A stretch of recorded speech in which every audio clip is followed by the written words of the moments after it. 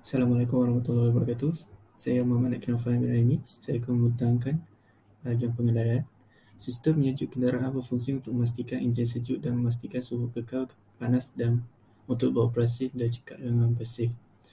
Ianya juga berfungsi untuk menghantarkan penyejuk melalui laluan dalam blok dan bahagian kepala.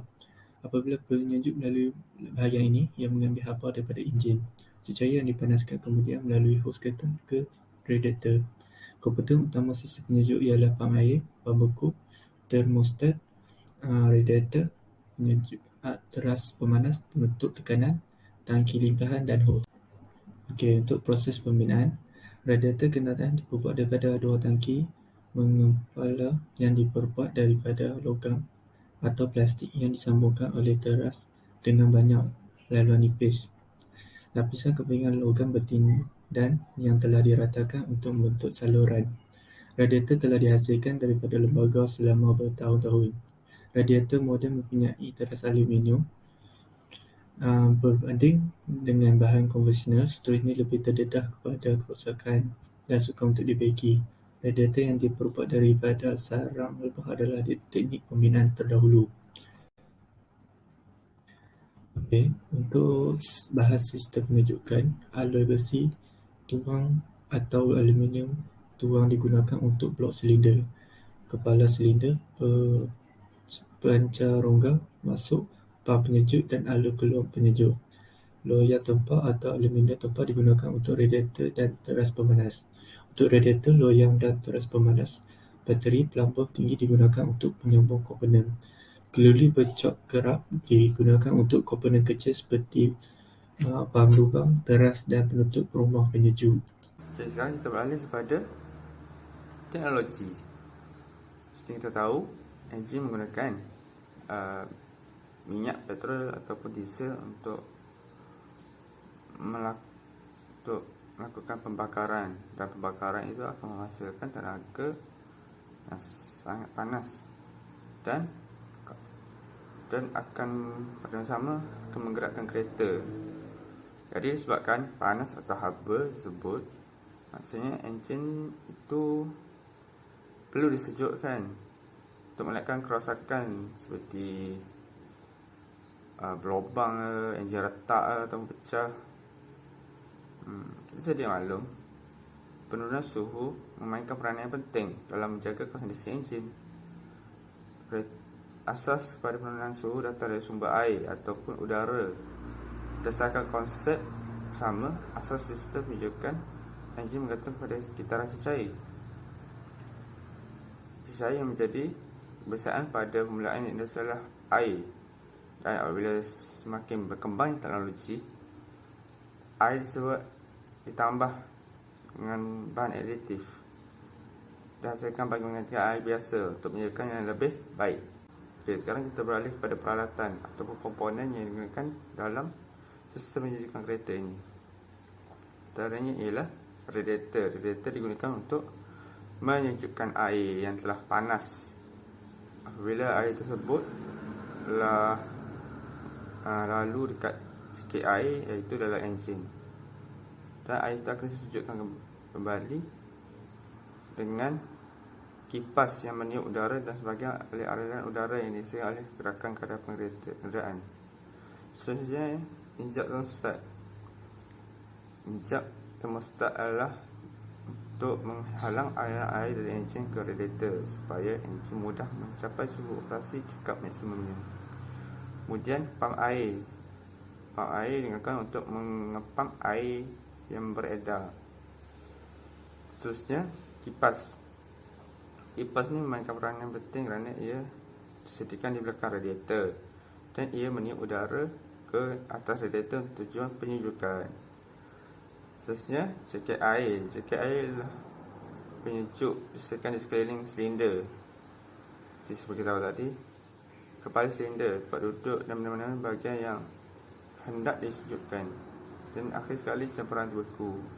Ia mesti dilarut dalam air dengan mudah. Ia sepatutnya tidak meruap. Dan ia juga digunakan untuk mengelakkan coolant daripada beku apabila kereta tidak bergerak. Okey, dan kita beralih kepada cara kerja sistem penyejukan. Pertama kali, saluran penyejuk yang mengalir di antara enjin blok dan silinder head. Bahagian atas silinder semua saluran berkumpul ke single outlet. Sebuah pump didorong oleh puli dan belt daripada rekan shaft mendorong penyejuk panas daripada enjin ke radiator, yang merupakan satu bentuk penukar haba. Haba yang tidak diingini dipindahkan dari radiator ke dalam aliran udara, dan cahaya sejuk kemudian kembali untuk masuk satu di bahagian bawah blok dan mengalir semula ke dalam saluran lagi. Biasanya pump hantar penyejuk menerusi enjin dan ke bawah melalui radiator dan mengambil kesempatan daripada hakikat bahawa air panas mengembang jadi lebih ringan dan naik ke atas air sejuk apabila dipanaskan. Kecenderungan menjadi adalah untuk mengalir ke atas dan pump air membantu peredaran air. Seterusnya, radiator dihubungkan ke enjin dengan hos getah dan mempunyai tangki atas dan bawah dihubungkan dengan kotak saluran air yang banyak tiup halus. Dan akhir sekali, tiup halus melalui lubang-lubang dalam saluran nak nipis sirip logam supaya boleh kehilangan haba dengan cepat apabila udara sejuk melaluinya. Baiklah, seterusnya adalah isu. Isu ini terbagi kepada 4, iaitu kerosakan pam air. Yang kedua adalah hos radiator bocor. Yang ketiga adalah radiator bocor. Dan yang keempat adalah kerosakan termostat. Kita pergi pada isu yang pertama, iaitu kerosakan pam air, yang mana ianya akan mengakibatkan air itu tidak dapat mengalir melalui sistem enjin dengan baik dan ia akan menjadikan enjin kita lebih panas. Okay. Hal ini kerana enjin kita terletak di bawah hood kereta, yang mana ianya mempunyai satu konsep aerodinamik yang menggunakan aliran udara untuk menyejukkan kereta. Akan tetapi, aliran udara ini kita tidak boleh bergantung pada aliran udara sahaja. Oleh itu, kita menggunakan penyejuk cecair dalam bentuk air yang mengalir melalui satu siri hos untuk mengurangkan haba dalam enjin kereta. Air ini beredar menggunakan satu peranti yang dikenali sebagai pam air yang dikuasakan oleh sistem tarik yang berputar di bawah enjin. Seterusnya adalah hos radiator. Baiklah, hos radiator ini kalau berlaku kebocoran, air, yang pertama air akan mengalir keluar, dan yang kedua juga air tak dapat tekanan yang baik ataupun tak dapat tekanan yang diperlukan untuk melekatkan kitarannya dengan betul. Dan hal ini akan mengakibatkan enjin kita akan jadi lebih panas. Dan apabila enjin kita jadi lebih panas, ianya akan memburukkan lagi kebocoran yang berlaku dengan mengalirkan air keluar lebih cepat. Seterusnya adalah radiator bocor. Radiator ni adalah satu grid yang besar yang terletak dekat depan grill kereta kita. Okay, tujuan radiator ni adalah untuk menyejukkan air dalam sistem penyejukan selepas dia menyerap haba daripada enjin, dan ianya berfungsi dengan aliran udara dari hadapan kereta dan disalurkan keluar. Kebocoran kecil pada radiator bukan je menjejaskan keupayaan untuk menyejukkan kereta, tapi juga mempunyai kesan yang sama juga macam hos radiator, yang mana ianya akan mengalirkan air keluar dan menjadikan enjin kereta panas. Dan seterusnya adalah termostat. Kerosakan termostat. Okay, termostat ni kalau rosak, dianya satu lagi masalah besar juga untuk sistem penyejukan. Kita tahu dulu termostat ni berfungsi sebagai pengawal suhu enjin, dan ianya mengawal jumlah penyejukan yang dibenarkan mengalir melalui radiator. Baiklah, apabila enjin panas, termostat ni terbuka lebar untuk penyejukan maksimum. Dan apabila enjin sejuk, termostat ni hanya kekal tertutup dan kemudiannya membolehkan enjin memanas pada suhu yang optimum. Tapi apabila termostat ni rosak, ia mungkin tidak akan dibuka dan ianya akan menghalang pelepasan haba daripada enjin dan mengakibatkan enjin kita jadi lebih panas dan juga cepat rosak. Seterusnya adalah kesimpulan. Baiklah, kesimpulan bagi projek kami adalah Sistem penjujukan mesti disediakan untuk mengelakkan kerosakan pada bahagian penting enjin yang disebabkan oleh suhu yang tinggi. Walau bagaimanapun, suhu komponen ini mesti dikekalkan dalam had yang tertentu bagi mendapatkan prestasi maksimum daripada enjin. Seterusnya adalah ianya sepatutnya mengeluarkan hanya kira-kira 30% daripada haba yang dihasilkan dalam kebuk pembakaran ataupun chamber.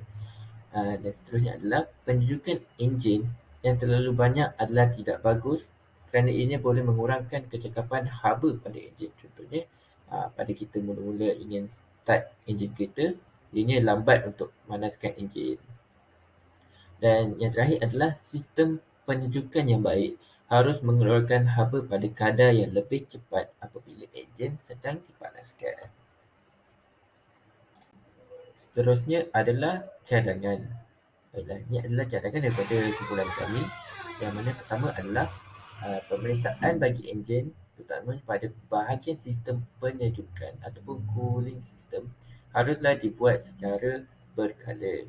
Dan pemeriksaan yang harus dibuat adalah seperti periksa paras dan kepekatan cecair radiator dan juga periksa integriti penutup radiator dan cari kebocoran jika ada kebocoran yang berlaku. Hal ini bertujuan untuk mengelakkan kerosakan yang lebih teruk akan berlaku dan juga kos penyelenggaraannya yang tinggi. Okey, seterusnya adalah bersihkan dan siram sistem dengan betul apabila penyejuk ditukar ataupun coolant ditukar. Walaupun pembilihan sistem adalah satu perkara yang bagus dan juga baik, beberapa masalah penyejuk tidak boleh diselesaikan dengan pembilasan sahaja, termasuklah kakisan, mendapan, fitting dan hakisan. Dan seterusnya adalah bahagian referen. Dan kami membuat projek kami berpandukan 5 website yang ada di Google, dan berikut adalah website yang kami buat rujukan pada projek kami.